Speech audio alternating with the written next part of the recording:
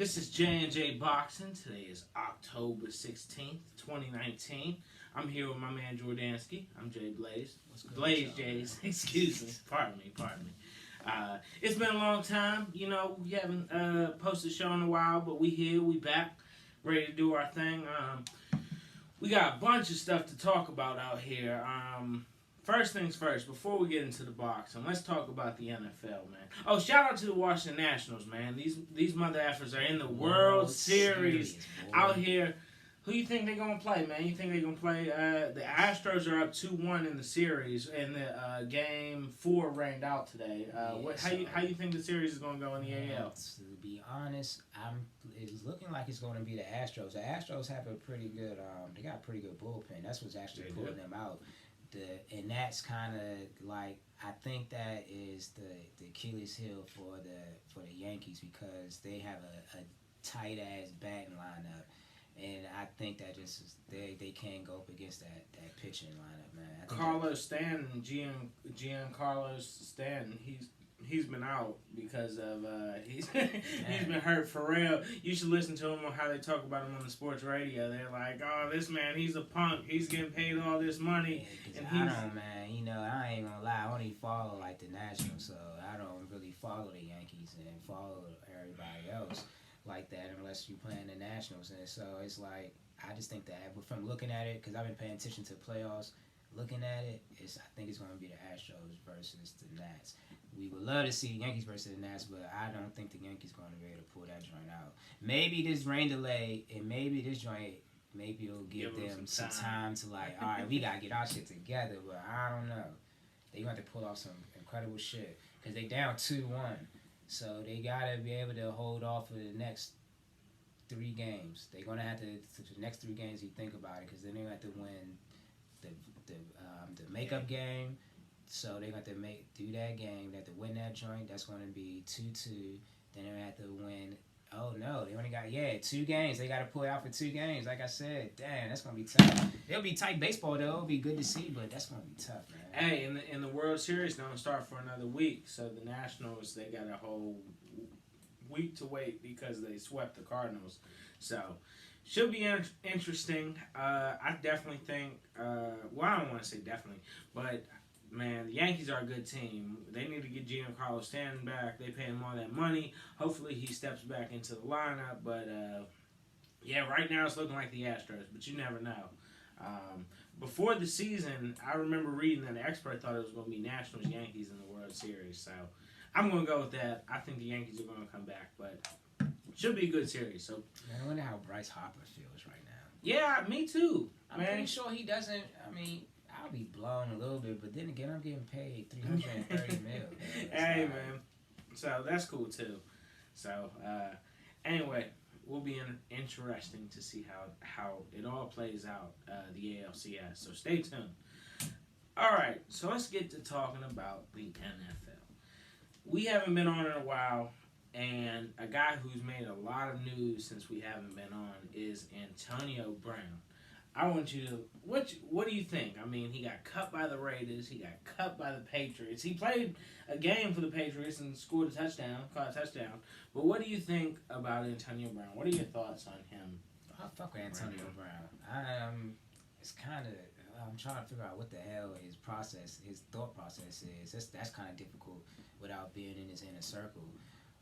But man, I don't know, because this guy is, 1 minute, if you follow his Twitter feed, he doesn't want to play NFL. He's done. I'm proud of him. Helmet. Yeah, I know the helmet. I'm proud that he's going back to school and everything. Hopefully he can stick with that until he finds out what he's going to do with football. But to get back in the NFL, I don't know. That's because I don't know what teams going to want to take a chance on him. I still think when it comes to this, like the sexual assault case, bro, I think that dude's innocent. I really do think he's innocent. Yeah, absolutely. I think that man's innocent like shit. So I think after that clears, somebody's going to take a chance on him, because somebody needs an Antonio Brown on their team. Like, they need it. Antonio Brown, even being out, is still the number 1 receiver in the league. That's coming from somebody who loves Julio Jones. I'm a Atlanta Falcons fan, but that's just being realistic. Any team that he's on, that offense is an upgrade, because all you got to do is throw that joint up, and hopefully he's in the area, and he's going to catch that shit. Antonio Brown is a solid receiver, solid number 1 receiver. It's just that I understand the antics and the off the field issues and maybe even some of the in home issues that you got within the organization that he comes with. That's going to stray teams away from him. So I don't think he's going to be back in the NFL anytime soon. But there's always the XFL. Telling you right now. Hey, shout out to the XFL. They doing their thing, and we definitely gonna talk about them. I just wanted to ask though, or just state, isn't it amazing that arguably the number one receiver in the NFL right now doesn't have a job? Isn't it amazing that arguably the number one receiver in the NFL has played on 2 different teams this past season? If someone signs him, it'd be number 3. Like, it's so crazy to think, like, what happened, man? Like, what is going on? I feel what you're saying, but he was complaining about the helmet, and then he got the frostbite in his feet, and then he said this and that. And then the multiple sexual assault or rapes or cases or lawsuits, like, what is going on out here, man? I think that was some. I don't know. That shit came out of nowhere. That's why I think he's innocent. 'Cause that shit came out of nowhere. It doesn't make any sense for. Okay, he assaulted you the first time. I can understand. I'm not blaming the victim. Please don't get me like that because this is not a political show. I'm not blaming the victim at all. I'm just saying like it doesn't add up. You get assaulted the first time. You get assaulted the second time. All right, fool me once, shame on you. Fool me twice, shame on me. Fool me a third time. Oh, I just don't know if that's going to happen. Then you go back a third time. But then again, they also said there were pictures of y'all on Instagram within that time frame too. So it doesn't add up. But when it comes to the Raiders joint with the Mike Mayock situation and what he said, that shit is wild. But I don't think that he wanted to play with the. Like I told one of my friends at work, I told him straight up, I was like, hey, look, mark my words, he's going to find his way onto the Patriots. He really wants to play for the Patriots. He's probably going to not play for the Raiders, and he's going to play for the Patriots somehow, some way. That's what's going to happen. That's what happened. I don't think that he wanted to play with the Raiders. I don't think that he should have did it the way that he did it, but, I mean, that's what it comes down to. I don't think the fucking Steelers were going to let him go to the Patriots. They weren't going to do that. That's not what that was in the question at all. So it's just this freaky situation how everything's turning out. I think he talked himself out the league for right now. I think that he has. He's not coming back this season. If he does come back this season, oh my God. The only team I can see him doing is with the Washington Redskins. Can you blame son? Can you not say it? Reuben Foster. I mean, listen, the Redskins are a big enough mess as it. But then again, we could probably use Antonio Brown. So, hey, I just want to ask you, if you were the Falcons, would you sign him this season, or do you think he should sit out for a year? Kind of get. If I'm the Falcons, we don't really need him because we got Julio, we got Muhammad Sanu, we got Calvin Ridley. But you could team. Yeah, but then you got to talk about. I understand you could. Every team in the league could use him, but. Then you got to come with the question of, like, all right, how much money is this guy asking for, too? You just signed Julio to an extension. You signed Matt Ryan to a fat, juicy extension about a year ago or 2 years ago, which I don't think right now he deserves it. You got Devontae Freeman on your squad. You got the tight end. You got Hooper. You got the tight end on Austin there. Hooper. Yeah, you got Austin Hooper on there. So I don't think that... Like I said, anybody would love him. Like I'm pretty sure we would love to take him. But if I'm the Falcons, not because of the off-field antics, I'd be like, man, we don't need him right now. I need somebody on defense. Like that's what I'm thinking. Yeah, so I'm not really thinking about the offense. It's more of the defense. But if, like I said, if I'm on like Buffalo, if I'm on the Jets, hey, on the Redskins, I'm taking him. Like seriously, like I'm taking him. Like I am going to take him. If I'm on the Jets, if I'm on Buffalo, if I'm on any of them teams that are struggling right now, the Dolphins from Buffalo's like they've only lost like 1 game. But check it. What if the Buffalo put them on there now? They ain't losing no more games after that. Trust me, they not. But the commissioner probably put him on the exempt list just because he's facing all these. different charges. I don't think that. I think he's innocent.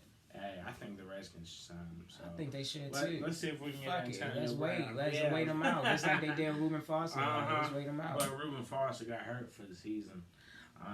Hey, man, and we had talked about this before. What do you think about the whole Trent Williams holding out and stuff? I mean, not holding out necessarily, refusing to play. I mean, like I said, I agree with him. He doesn't want to play for the.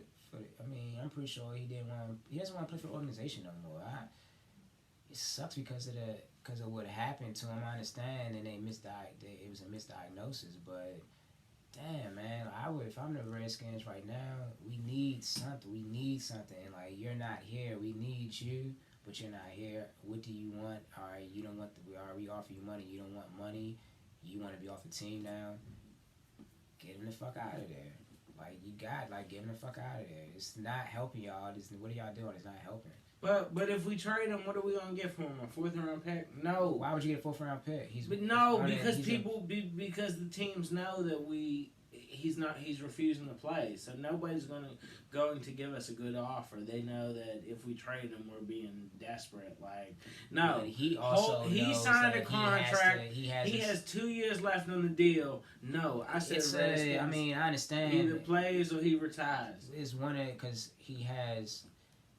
he's in a situation. He hasn't reported before week 10. What happens? He had that. Yeah, basically he forfeits a year. Yeah, he forfeits a year, so he has another year on his contract. Another 2 years. He still has 2 years. years on his contract, so he has 2 more years on. Yes. 2 years left on his contract, so he has a situation. What I would, if I was him, straight up, suit up. If I was y'all, I would not start me. Russ, of course we're gonna start you. Get out there, bruh. You gonna let down your teammates like that? Cause he don't want to be there. Like, that's what I'm saying. I'll let him go then. Fuck it. I'll let him go. Nope. No. I'm getting him out of there. I'm trading him. I'm getting him out of there. Bruce Allen, Dan Snyder, if they ain't done nothing else, don't trade Trent Williams. Keep him. Oh yeah, cause they love Trent. They want Trent there. Yeah, cause I want Trent there, but so what? But Trent don't want to be there. All right, we'll play your last 2 years. I already then think you that can be he's. I think he's gonna probably report before week 10. He's gonna report. Like, he has no choice. Like, he already. I don't think he cares. See, and this is a holdout. Is he doesn't even give a fuck about the money. Cause he's losing money. He don't even care. Like, that's crazy. That's an offensive lineman. That's crazy. I would expect that for real, I'm going to be like this. I was expecting Melvin Gordon to be doing what Trent Williams is doing. I expected Trent Williams to. I know he was mad about the misdiagnosis. I know that. I understand that. He was mad about that. I was thinking that him and Dan was going to talk it out, because I know Dan Snyder loves him. So I was like, man, maybe he was going to talk some sense into him. He's like, bro, we got you. We got a whole new staff. Bada bing, bada boom. We fired Jay Gruden. Like, come on, man, we got you. Whatever you want. These last 2 years, if you want to leave after that, then go ahead, do what you gotta do. But for right now, we need you. Dwayne needs he needs that veteran presence in the locker room, and you, the offensive line. Like, without you, it's not clicking. This shit ain't clicking. So it's like, I thought that was gonna be fucking Melvin Gordon. I didn't expect Melvin Gordon to come back like that. I expected Trent Williams to be back in week 3. Right. No bullshit. I expected Trent Williams to be back week 3, and I was like, Melvin Gordon not going to come back until week 9. That's what I was expecting. But now, it's Trent Williams, and I feel bad for Washington, because they in a sticky situation. They already had to fire their coach. Their coach was out there. They got pictures of him smoking weed and shit, chilling with young Supposedly girls. that video was more than a year old. Oh, then fuck it. But, I mean, you got the coach out there just not giving a fuck for real. You got the team it was just totally different atmosphere. So now I hope they can get it together, man. I hope they really can. It's just so many things you can do. Like, I'm a Falcons fan. I feel fucking mad because we still got Dan Quinn. I don't understand why he not fired. Hey, man, don't be talking about my Salisbury alum like this. I'm just joking. But all right. So keeping on that same topic though, man, who do you think are the worst teams in the NFL? I mean, or we already know who probably is the worst after Sunday, and the Redskins aren't too far behind. But Falcons are 1-4. 1-4, something like 1-4. The Falcons are 1-4. You got the Bengals are like 0-5. Yeah, you got the winless Dolphins. Let me tell you why why the Dolphins They're suck on when you look at what they did on Sunday. You suck for a reason. They win for a 2-point conversion. You suck. I mean, win for a screen on a 2-point conversion. You suck. You suck for a reason. I'm just gonna say that. Yeah, the Dolphins are trash. Yeah, the Dolphins are trash, and who else we got out there? The Redskins are pretty shitty too. I mean, without Trent Williams, without Jordan Reed, I mean that's a big part of our cap. Without the Redskins Alex are Smith, 4 too, right? we're 1-5. 1-5. Yeah, because we haven't had our bye week yet. Oh, right. Falcons are 1-5 as well. So the Bengals are like 0-5 or 0-6, something like that. And I know the Dolphins are 0-6. man, that's like, bro, that's crazy, man. Yeah, or no, the Dolphins are 0-5. My bad. Because they've Dolphins had their bye week. Yeah, So. then you gotta think about it. We know the Bengals aren't tanking. We know that the Falcons aren't tanking. We know that the Redskins aren't tanking. Redskins aren't necessarily tanking. We thought we were going to be they're not. competitive. The Redskins aren't tanking. Like, it would make no sense for them to tank for Tua. It wouldn't make any sense. I don't care what nobody says. Because we got Haskins. Yeah, and I'm getting tired of listening to local radio stations and people calling in like, we need to tank for Tua. Like, what the hell should we just start over again and just go get? No. Why would you do that? Why would you give up on Haskins after 1 year? It's not his fault. Yeah, absolutely. And he's with one bad game, like versus the Giants. Like, come on, man, fault. Chill. And that's kind of actually transitioning to the next topic, though, is like, who do you think is better? And I only say this because I've heard people on the radio say that Sam Darnold or Josh Allen are better than Dwayne Haskins. And I know particularly going into the 2018 NFL Draft, the only quarterbacks I liked that were projected first rounders were Baker Mayfield and Lamar Jackson. I remember you saying it. I think the jury's still out on Baker Mayfield. I mean, the Browns, he was looking pretty good last year, but the Browns are kind of having their issues this year. But Lamar Jackson's looking like a beast. But when we talk about, I want to say something. When we talk about Sam Darnold, Josh Allen, and Dwayne Haskins, mind you, Sam Darnold played at USC, Pac-12. Josh Allen played for Wyoming. Yes. Don't even care what conference they played. Barely D1. Yeah, yes. Dwayne Haskins plays in the Big Ten at Ohio State. And we all know that is a pretty tough conference. That's the best conference out of the 3 quarterbacks Dwayne Haskins played in. Yeah. That's the best conference. You already know. And I'm going to give some stats real quick. This is Dwayne Haskins. All right, so 2017, he came in for 8 games. He had 4 touchdowns, 1 interception. This is the 2018 season, him starting all 14 games. His record was 13-1. He went 50 touchdowns for 8 interceptions.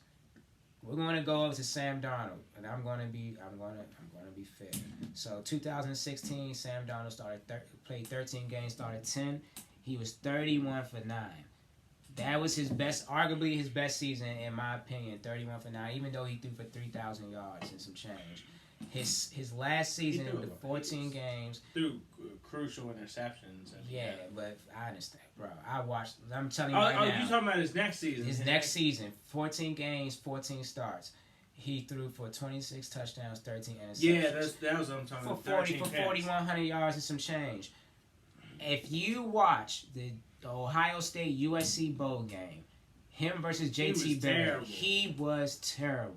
And JT Barrett didn't even get drafted. And that's beyond me. I just read you the stats. Dwayne Haskins last year, 50-for-8. 50-for-8. 50 touchdowns in the Big Ten. 50-for-8. That's really They good. only lost one. He only lost 1 game. 50-for-8. That boy was lights out. We're going to go to Josh Allen at Wyoming. And we're going to also be fair. Because what conference do they play in? I'm not even sure. You look that up real quick. Look up what conference they play in. Wyoming football. Yeah. So 2015 season. We're going to 2016 season. He started 14 games. He played 14, started 14 games. He was 28 for 15, 3,200 yards. Not bad. He played 11 games, He played 11 games in the 2017 season and started 11 as well. They're in the Mountain West. The Mountain West. Wow. Okay. And I'm pretty sure I know he got hurt his last season. He went 16 for 6. That's not that bad. But you're playing the fucking Mountain West. And I'm going to let you Air against Force. scrubs, bro. I'm telling you right now, he's not. They're not better than Dwayne Haskins. John said something earlier about that he believes that Dwayne Haskins is going to be a better quarterback just by looking at those stats. I totally agree. Yeah, man. Dwayne Haskins, let him get himself together. Dwayne Haskins is going to be really good. Dwayne Haskins sat behind Cardell Jones. He sat behind J.T. Barrett. Bruh, that was a big three. I'll never forget. That was like Ohio State had the best situation. Who do we start? J.T. Barrett, and then first Braxton Miller went down. J.T. Barrett came in. J.T. Barrett got hurt. Cardell Jones came in, and yeah, man, it was pretty. They just had quarterbacks galore. Like that shit was crazy for like 4 years in a row. They had crucial ass quarterbacks. Mm-hmm. And then Dwayne Haskins, and now they got the dude from Georgia, Justin Fields. So, hey, Ohio State, man, they've had some good quarterbacks. Boy, I wish Maryland had good quarterbacks like that, but unfortunately, our situation isn't like that. So, now I want to ask Jordan, who do you think... Now, I just bring this up because I saw a YouTube video. A guy played the 2019 Miami Dolphins, who are really a trash team. Probably the worst team in the NFL. Potentially could go 0-16. Maybe. At the very minimal, 2-14, if they can pull off 2 wins. They really have a trash roster. The guy played Clemson versus the Dolphins, and the Dolphins won. But then he played Alabama versus the Dolphins, their college team, and he adjusts their overalls to Madden. So if a guy is potentially, or Tua was like a 79 on Madden, whereas he'd probably be like a 98 on Alabama if there was an NCAA game. So he adjusted their overalls to Madden, and Alabama beat the Miami Dolphins. Jordan, how do you think that the Clemson or Alabama would do against the Miami Dolphins? Do you really think they're that trash? Man, that's hard. I remember we talked about this a while ago, and I asked you, do you think that the worst NFL team can be beaten by the best college team? Usually I would say no. And you know what? And I remember we looked it up. Back in the day, they actually had the All-American versus the Super Bowl. Yeah, against the Super Bowl winner. And I don't think they only won like a couple times out of the times they met up. Usually the Super Bowl winner. So yeah, like I just don't. These guys are pro athletes. These aren't young men. These are pro athletes. Like these are grown guys men. who are like 30, 32 years old. Like. This takes me back to like the Maurice Claret trying to play in the NFL, and they told him he's too young. I remember my dad was talking about that shit with me, and he told me straight up. You ever heard? Go to a practice and listen. When they collide with each other, it sounds like two semis colliding. I don't think that the Dolphins will lose to them. I don't think that the Dolphins, because the Dolphins are trash, but I still think that they're pro talent, and they will get it done. Like they're pro talent. But it does come down to coaching, and I think Nick Saban is a great coach, and I think former Dolphins coach, by the way. Yeah, and I think Dabo Sweeney over there in Clemson. I think that he can get it done too. But I don't think Trevor Lawrence will be able to do anything against the pro style defenses. I don't think that. What about Tua and his wide receivers? Tua and his wide receivers. Jerry Jeudy, and they got a couple other guys. Yeah, but I don't. And they got Stephon Diggs' little brother. It's an NFL team, though, man. It's an NFL team. Yeah, I feel you. But it was crazy though when the guy did the simulation. Healthy. It was like 20-17. It was a close ass game. Scratch this. Don't put Josh Rosen in because Josh Rosen played at UCLA and they never seen anything like no Alabama. No, you didn't have to put Fitzpatrick in. That's what I'm saying. That's why I said scratch Josh Rosen out. He hasn't seen anything like an Alabama defense. He can't even handle NFL defenses. It'll be Fitzpatrick. It has to be a healthy Devontae Parker and they have to have a healthy O-line with a healthy Kenyon Drake, I believe that's their running back. And they have to, they gotta fucking be on it. Because Alabama could very well give them coaching. I think their game comes down to coaching. That's what I think their game will come down to. And Brian Flores isn't a bad coach for the Dolphins. He's not. It's just a team. He just doesn't have anything to work with. And he doesn't, man. He doesn't. So,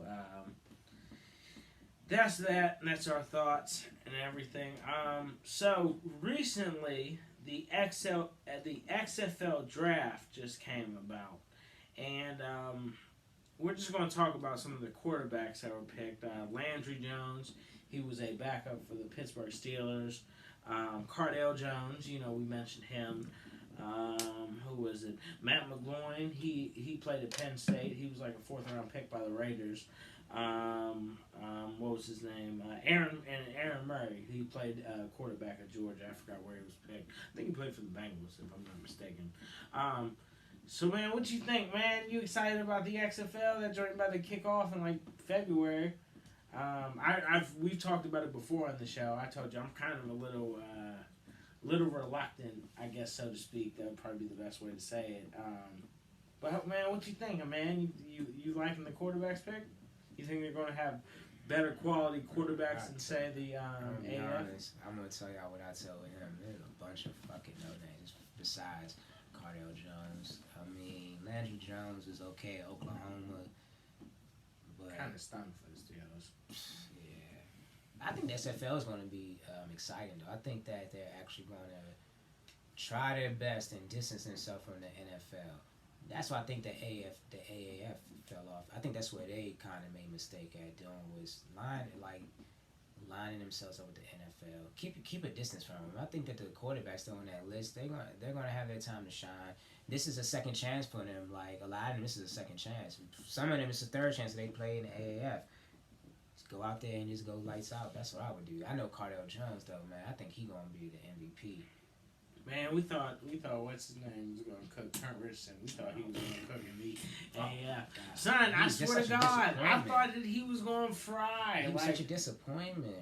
He was. He did score some touchdowns. Yeah, but still, he was such a disappointment. He should have been like the motherfucking Walter Payton in that shit. Yeah, I know. He should have been dropping 200 yards, 150-yard games every week. But, yeah, man, unfortunately, he was a bit of a disappointment, man. What do you think about Tyson Fury in the WWE? I'm really excited, man. Like, I'm really happy. Like, it makes me want, as a boxing fan, it makes me want to tune in and watch Tyson Fury. It's crazy because a lot of wrestling fans didn't take to him at first. They still haven't really. If you watch Raw and if you watch the SmackDown, the first SmackDown, that joint was alright. The fans did give him a big pop, but at Raw they really didn't. But I think that's something. I think I like it when they do it, but I wish it would have been Deontay Wilder for real. Yeah, that would have been. Because I'm a wrestling fan and I watch both, so I think Deontay Wilder would have been. And Wilder's our American champion, man. We need to support him more as Americans. That's another thing too. I don't like about it because like I said earlier, I don't like that Tyson Fury can be on Fox for wrestling, but when it came down boxing, to a deal, he couldn't be on PBC. I don't get it. You look at the talent that he's fought on ESPN and look at for top ranking, and just imagine the talent he would have fought with PBC, man. Like that would have been Wilder right there. Goodness gracious, I know. We would have had a Wilder versus Wilder. We had a Wilder Fury rematch just like that. Probably we would have had that joint. Wilder knock his ass out. Yeah, and and shout out to Walk Culture WWE because Simon Miller. Shout out to him for always keeping it real. The former heavyweight champion. Yeah, Thank you, Simon. I fuck with you, man. Yeah, he says the former. That shit ended with Lennox Lewis. We don't have a lineal champion. No, we do not. But I like it though. It's some exposure for both. It puts him out in the limelight, which I'm pretty sure that's what they're trying to do. Push this lineal heavyweight champion thing a lot more. So that gives him the limelight that I could say he well deserves, but I really don't think he does. But hey, teach his own. And it gives the WWE a little bit more limelight as well, which they really don't need, but they're doing it anyway. And you got that backing of the WWE, man. Like, that joint's worldwide. So he's, not only is he hitting worldwide with the boxing community, he's hitting worldwide in other households. So this man might become a household name after this. If it goes down right, because he is probably at the Crown Jewel pay-per-view, which is a big Saudi Arabia pay-per-view. They spend a lot of fucking money on that joint, and you already know he's going over. He's going to win it. All right, Sam, I call it now. He's going to win it, or it's going to end in DQ, or it's going to end in no contest. Yeah. Yeah, no, I think it's dope, man. I love it. I I like when Floyd Mayweather did it. I like when Man, Mike Tyson did it. I like when Buster Douglas did it. I think Mike it's cool. Tyson Like did it, I man. love the intersection Jesus. of the worlds. When Mike Tyson did it, that joint was vicious. When fucking Floyd did it, Floyd literally, and I don't think a lot of people know this. Even the Big Show himself said it. Big Show got on his knees and was playing with Floyd. Floyd literally hit this man with a real combination and broke his nose. And Big Show was pissed and started chasing after him. Like it was rage, built up rage. Like he really did. Like that shit was vicious, man. Like that joint was tight. Yeah. It's good. Like I said, it's good for Tyson Fury because it puts him in a lot of households that he would not normally be in for boxing, but it also stretches him out because you got those with WWE, they come with kids, and kids when they latch on to somebody, what's going to happen? Their parents you see it goes on. So smart move for him for doing it, but I really wish it was Deontay Wilder because he is American and he is American champion, and I really think that it's fucked up that we don't give him enough credit for what he's doing, and I think that's messed up. That a lot of people don't show him respect. Yeah, no, absolutely. I agree with that one motherfucking 1,000%. So, kind of moving on because we gotta get through this quickly, or we got a lot of things to talk about. And we halfway through the show, and man, what you think about Patrick Day passing, man? R.I.P. to my man's. It was a tough fight. I forgot the guy's name he was fighting. The guy who was fighting was undefeated, and we watched the knockdown. Like I didn't see it live, but I saw the highlights and I saw it with you and son, the knockdown wasn't even that bad, son. It kind of was though. Like I said, he was a little dazed. And I showed you when we watched it, and you look at him, cuz hit him with that first joint, and he was backing off, like running away. He was trying to get away from him. I think he was out on his feet already, and I think that last boom, that last 1-2, and that joint that hit him. I swear, even though I'm pretty sure the referee people will call it a clean hit, I think what really fucked him up for real was when he got hit. Because if you look at it, he got hit in the back of the head like this. And when he got hit in the back of the head like that, and he hit him with the combination in the back of the head, he was like, bruh, like he was done for real on his feet. He was knocked out on his feet, and then that hit, and then him landing on the ground, landing on the mat like that, man, it was done, man. I think that joint should have been. I would have called it, like I told you, it was an 8th round. I would have called it in the 8th round when he fell through the ropes. I think that's when I would have called it, cause just to protect him. I would have been like, as a ref, I gotta protect him, man. As a fighter, from so many things we always said. Shout out to Mad Max. We got the other guy that is dropped dead from doing a joint. Yeah, so I would have called it after that because I don't want to. He's 27 years old, man. I don't want to see somebody get hurt like that. I know boxing is a brutal sport, but this doesn't happen a lot. It's sad to say this been happening frequently this year, but it doesn't happen like this all the time. It's just you gotta protect the fighter, and I understand that. I would have called it. You gotta call it, man. Sometimes the fighter, he just wants to fight. Like, yeah, that's but you gotta. Mind. I agree with you. That's why he has a trainer. You gotta call over in his corner. Yeah, I agree with you. You gotta call it. Or if it's a referee that's responsible. I still to this day don't think that the Gervonta Davis fight should have been stopped so early, but this fight right here, after I seen it, after the 8th, I would have stopped that joint. As the corner man too, I would have been like, bro, you okay? I would have asked him, are you okay? And I would look at him in his face, looked at his eyes, like, nah, you just got knocked through the ropes. You done. Like, I'm calling you done. I'm protecting you. You done, bro. You coherent with me right now. You okay right now. But I don't know, 2 rounds from now, you're not going to be good. And what happened 2 rounds from now, that was the 8th round, and the 10th round, this man was done. So you got to call it. As a ref, you got to call it as a ref. Yeah, no, 100%, man. I definitely understand what you're saying, man. It's a tough call, whether it's a ref or as a trainer. Patrick Day's corner. So, R.I.P. to him. R.I.P. to Mad Max, man. Like you said, it's a tough sport, and just gotta try to protect yourself. And hopefully you have people who are more concerned about how you are, or how concerned for you as a fighter than necessarily trying to get the win or trying to come back. You know, if you're hurt, call the fight, man. Throw the towel in, man. Live to fight another day than see your fighter get hurt or whatever. So That's real.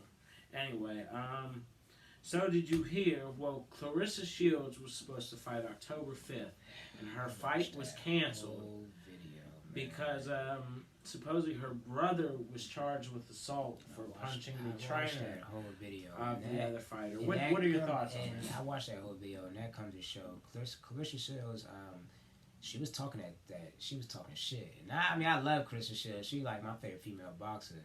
Behind my favorite female boxer ahead of Amanda Serrano, but at the same time, that whole if you look at the video, that joint was not good, bro. Like, she had somebody in her camp was talking shit to the trainer, and the trainer was saying to her, like, hey, chill out, you a female, I'm a male, like, I'll knock your ass out, like, don't say that, chill out.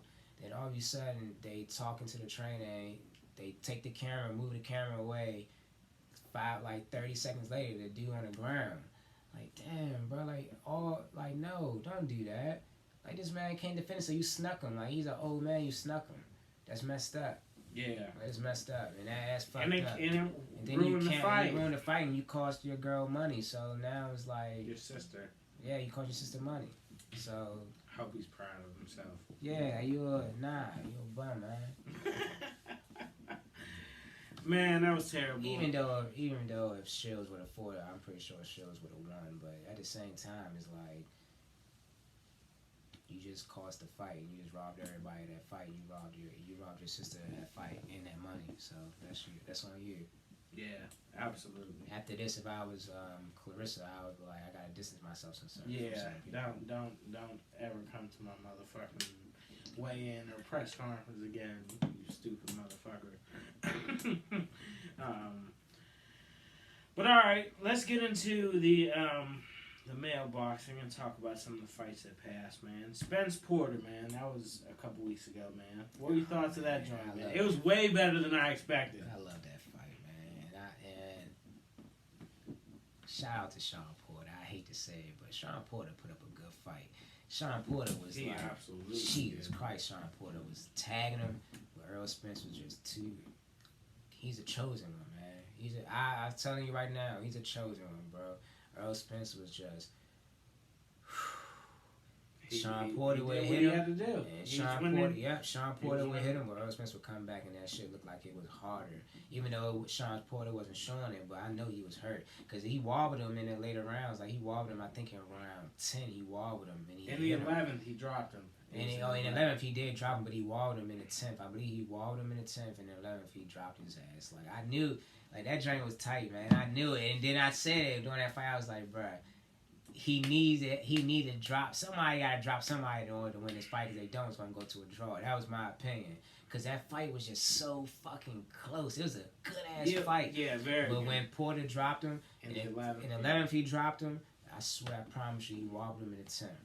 He wobbled him in the 10th, he had him, and then he dropped him in the 11th. He won that fight.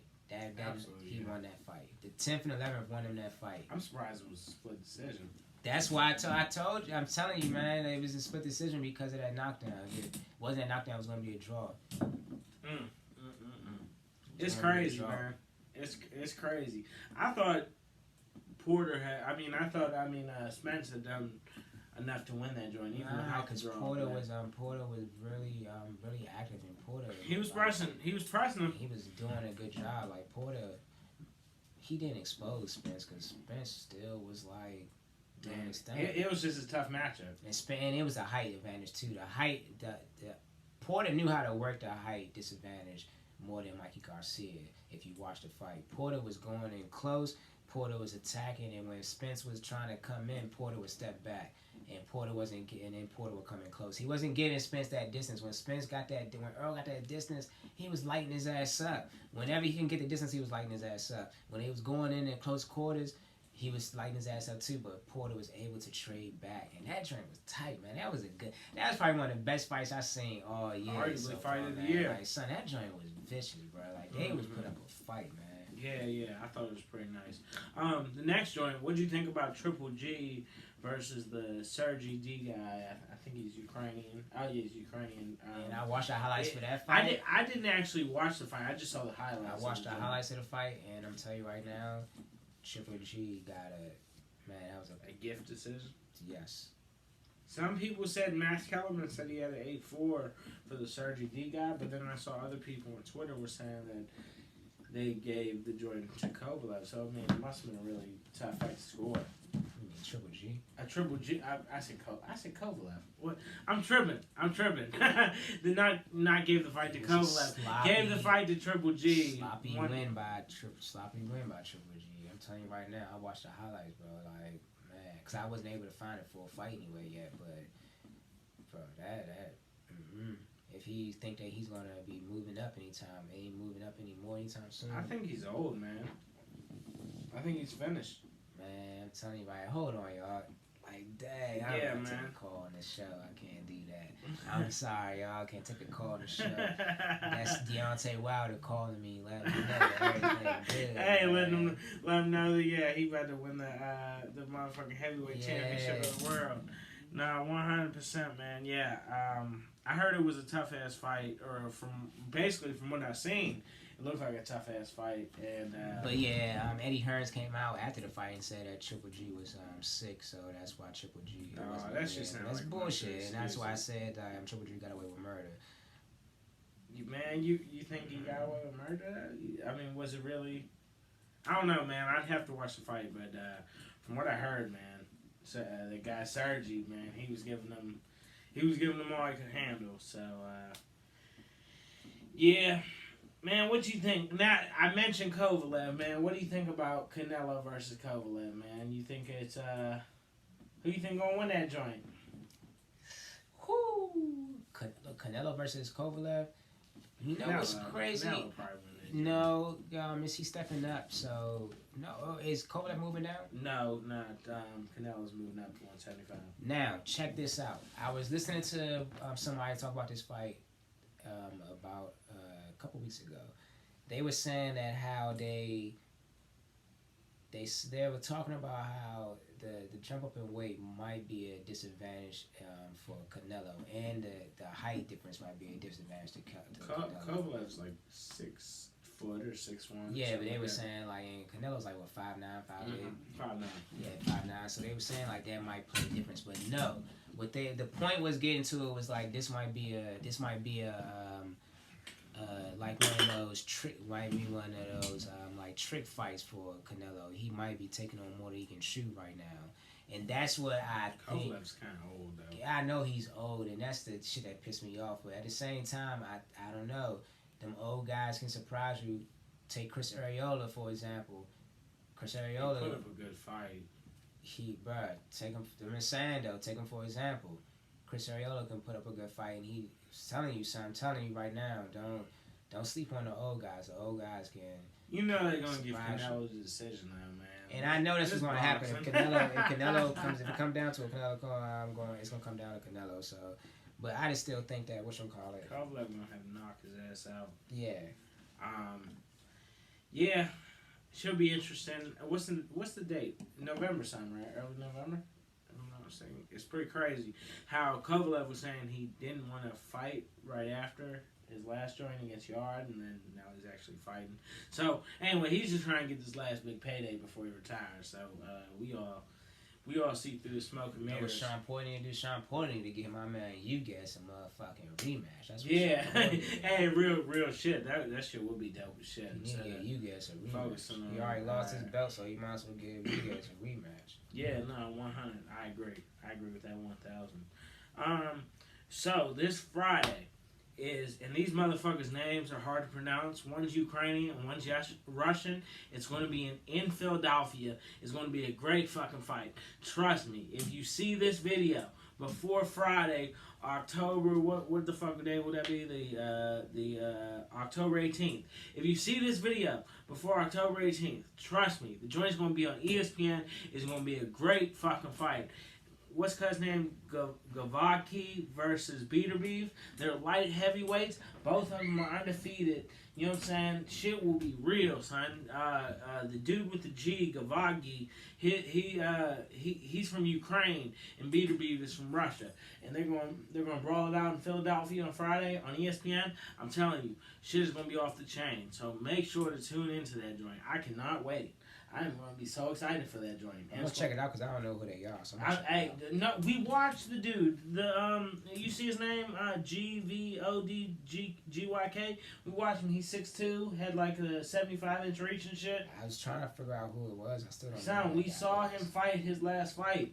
He is vicious. Both of them are nice. Both of them are undefeated. Will be a dope ass fucking fight. I cannot wait for that joint. So make sure to tune into that joint. What's next? Alexander Usyk, man. What you think about cuz at heavyweight? Man, Usyk at heavyweight. Let me tell you something right now. In my belief, like I said early in the year, I think Usyk should have either stayed at cruiserweight or moved to light heavyweight. I don't think Usyk's going to make it at heavyweight. Reason why? Heavyweight is real top heavy. Even the gatekeepers in the heavyweight division are fucking dominant. Good as shit. And right. I don't think Usyk is going to be able to fucking compete with him. Oh, you fought Tim Witherspoon's relative or his second nephew, whatever, and who hasn't fought since 2012. I don't think Usyk's going to be able to compete with him. I read an article earlier this week talking about how Usyk might be the next great heavyweight boxer. Have you ever heard of Deontay Wilder? Have you ever heard of Anthony Joshua? Have you ever heard of Tyson Fury? Have you ever heard of fucking Andy Ruiz? Have you ever heard of fucking Luis Ortiz? Bro, and there's another young boxer coming up. A guy, is a black guy. He's a black. I forgot his name. Oh, son, the dude from England. He's from England, son. Cuz is a beast, son. And the African dude that the dude. Yeah. Like, bro, you got some good young heavyweights coming up right now. Absolutely. That you just know it's too much. And I'm not gonna. I don't think that. Man. I'm not saying Usyk is not a bum. I'm just saying Usyk not. He's a good fighter, but he can't beat them. Holler at me if you can get past Joseph Parker too. And no, real shit. I don't know if you can get past Joseph Parker. I don't know if Usyk could beat him. And that's what I'm saying. Holler at me if you can get past Dominic Brazili. Right, basically. No, I agree. I agree with that 1,000%. I don't think he should have moved down to light heavy. Why not stay at cruiserweight and just dominate the division? No, I understand why he left cruiserweight because he already dominated the cruiserweight division. Nah, bro, he dominated that shit for like 10 years. He was already done with it, so I understand that he was either going to move up or move down. He wasn't going to move down because then people would probably tell us, no, it doesn't make no sense for you to move down. He would probably beat all them guys down there. You think?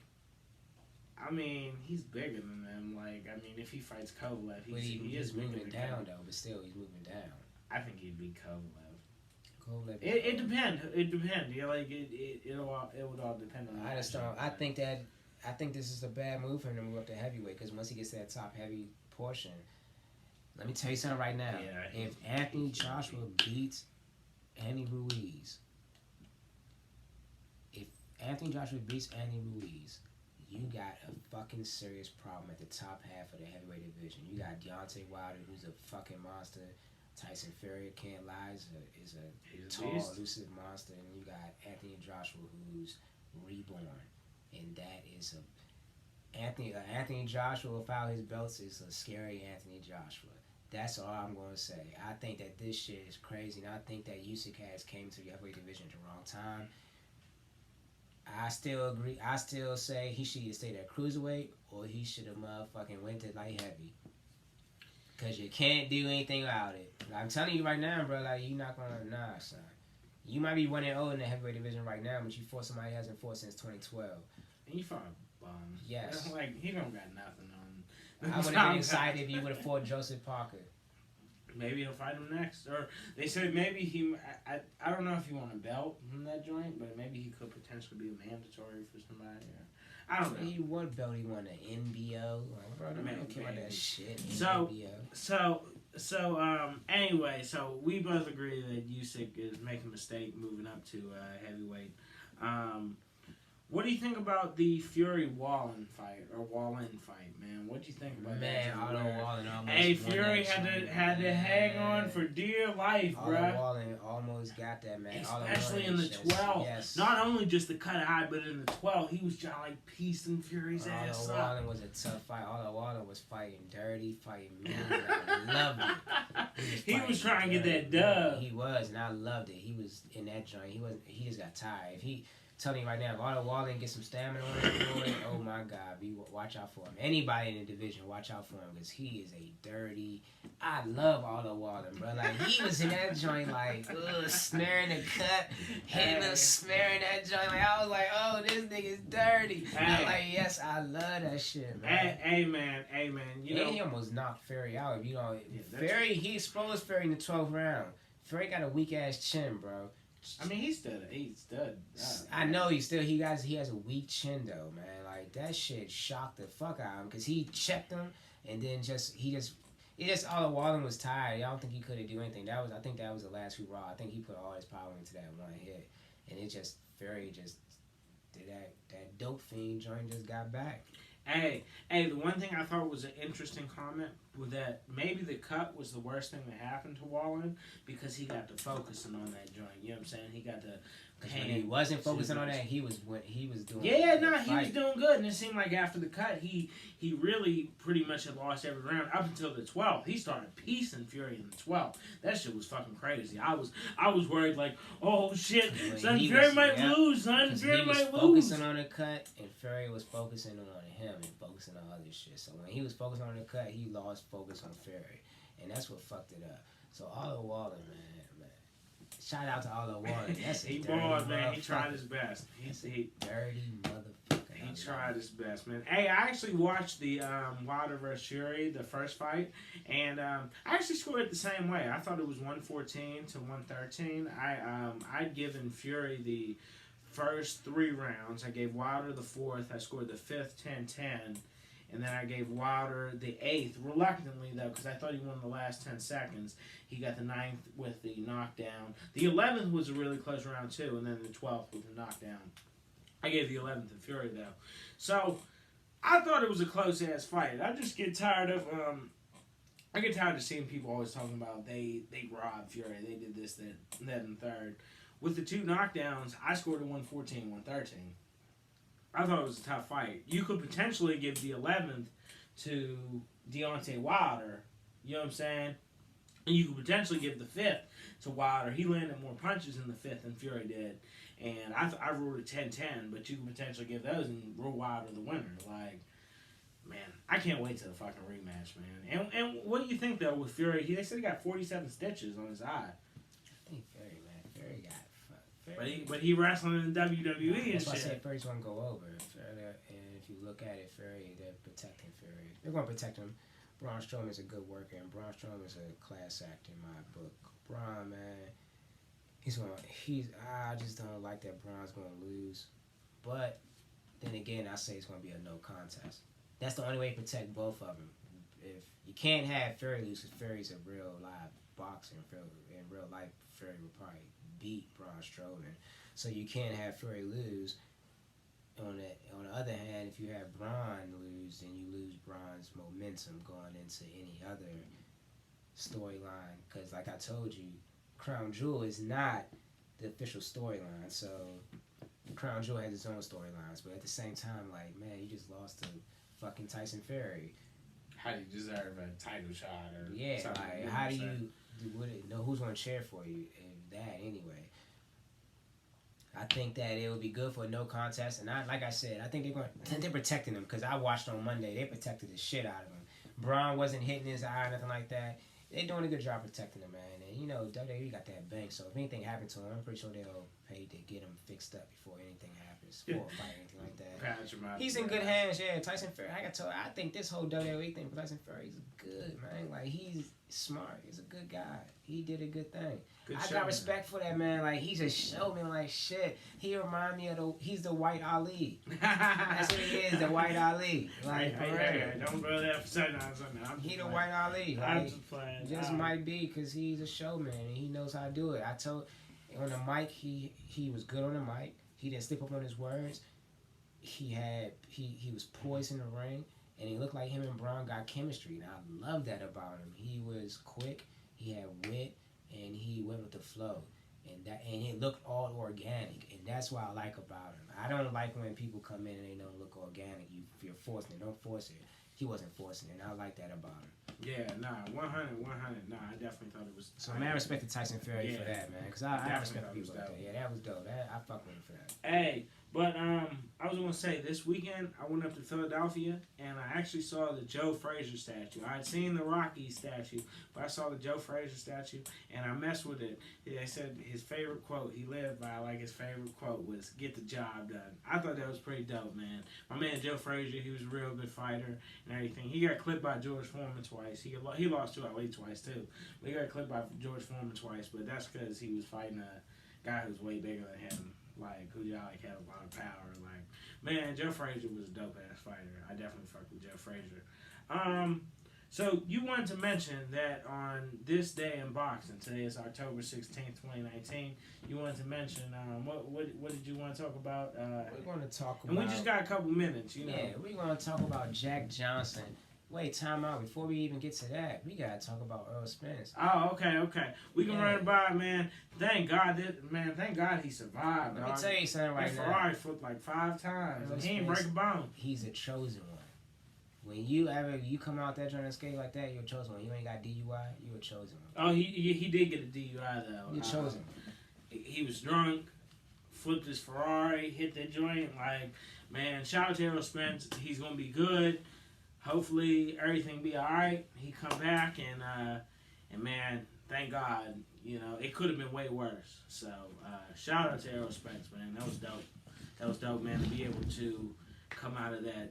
You know, thank God that he was able to come out of that joint. Okay. Yeah, that's good. I'm glad he came out of this joint, and and I'm glad that he's gonna be okay, and I'm glad that everything's gonna work out for him. But just to think. He's a chosen one. You don't think that man ain't the chosen one because of that? Bro, you crazy. Like, who the fuck gets thrown out the car? You don't get no scratches, nothing happens to you, and you survive. They say he got little injuries on his face, but yeah. He survived. Yeah. No broken bones. He's used to injuries on his face. He survived. That's crazy, yeah, man. No, absolutely. And look, this is how we end the show. We got a new thing we're going to do. We're not going to do it probably every day, every time we do it. Probably going to do it like every other week or probably every month. But today in boxing history, October 16th. This happened October 16th, 1909. So that was what, 107 years ago? 107 years ago, to this day. Yeah. You had the world heavyweight champion Jack Johnson go up against the one of the greatest middleweights to ever grace the sport of boxing, Stanley Ketchel. Now, to this day, people say that this match has 2 different accounts. Some people say that Jack Johnson made Ketchel pay for a double cross that he tried to attempt, and some say that Ketchel took him to the limits. We have an article that I read on BoxingNews.com from that era from a reporter named James Slater, who said that from his account, from watching the fight live and from rewatching the fight, that because they do have footage of the fight, that it took Jack Johnson to his limit. The only reason why I wanted to pinpoint this one out of anything that happened today in boxing history is because all throughout the history of boxing, if you really follow Jack Johnson, which I love Jack Johnson because I'm into Black history. I love Black history. He's a dope ass story. He's a dope ass story. Like shit, if you follow him, you can talk about how he didn't, how he was kind of a crab in the barrel mentality, how he didn't allow other blacks to fight for the championship, how he was a great black hope for real. Like he was a man and he was unstoppable. You can talk about his longest fight he ever fought before, but this right here pinpointed it for me: a middleweight fight and a heavyweight. They didn't say a light heavyweight fight and a heavyweight. They didn't say another heavyweight fight. They said a fucking middleweight. Not even a cruiserweight. You're basically, let's say you're basically 2 classes ahead of this, 2 classes below this guy, and you took him on. Jack Johnson outweighed him by like 50 pounds. And I'm pretty sure, dude, this is Jack Johnson back in the day. Jack Johnson was knocking niggas out for lunch, and it was nothing. But this guy, Stanley Ketchel, was able to take this guy to the distance. And that's something surprising to me. And I think that should show out for people in today in boxing history. Just think about it. Doesn't matter how big the opponent is, no matter how tall the opponent, how big, how small, no matter if you got the skill to put up the fight. And I like that, man. Shout out to Stanley Ketchel, RP. Shout out to Jack Johnson, RP too, man. Like, I fuck with that. Both really great fighters. Really great fighters. Nothing you can take away from them. So that was J&J Boxing. Like I said, it was a really great show, comeback show. We're gonna try to do a thing on Saturday if we want to, if our schedules line up, and we're gonna try to get this more regularly. And like I said, we'll probably have a late show Saturday, so be on the lookout for that. Late show Saturday. Yeah. So I'm Blaze Jays, aka John Amberg. Look me up Facebook, Instagram. And you got your boy Jordan, man. Look me up on Facebook, Instagram, and Twitter. Twitter is JDan91, and Instagram is Jordan the Great. Hey, Jordan the Great 8 on Instagram, and there's Jordan Daniel on Facebook. Just look us up, man. Yes, sir. All right, we out. Good luck.